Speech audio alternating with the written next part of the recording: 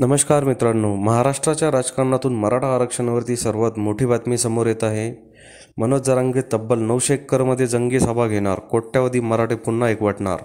काय आहे सविस्तर बातमी जाणून घेण्यापूर्वी तुम्ही जर चॅनलवरती नवीन असेल तर चॅनलला सबस्क्राईब करून बेल आयकॉनचं बटन प्रेस करायला विसरू नका. मित्रांनो, मराठा समाजाला ओबीसी प्रवर्गातून आरक्षण द्यावं, त्याचबरोबर सगळे सोयरे अध्यादेशाची तातडीने अंमलबजावणी करावी अशी मागणी करत मराठा आंदोलक मनोज जरांगे पाटील यांनी एक मोठी घोषणा केली आहे. आरक्षणासाठी मराठा समाज पुन्हा एकदा एकवटणार असून तब्बल 900 एकरवरती जंगी सभा घेणार असल्याचं जरांगे पाटील यांनी सांगितलं आहे.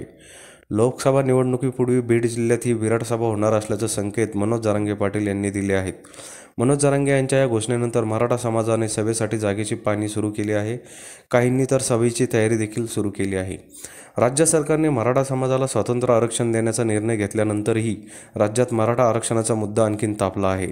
सरकारने दिलेल्या 10% आरक्षण फसवं असून ते कोर्टात टिकणार नाही असं जरांगे पाटील यांनी म्हटलं आहे. तसेच आम्हाला ओबीसीमधूनच आरक्षण पाहिजे या भूमिकेवर जरांगे पाटील हे ठाम आहेत. सरकारने सगळे सोयरे शब्दांची अंमलबजावणी करावी अशी मागणी त्यांनी केली आहे. गृहमंत्री देवेंद्र फडणवीस यांनी सत्तेचा वापर करून गुंडशाही आणि दडपशाही सुरू केली आहे.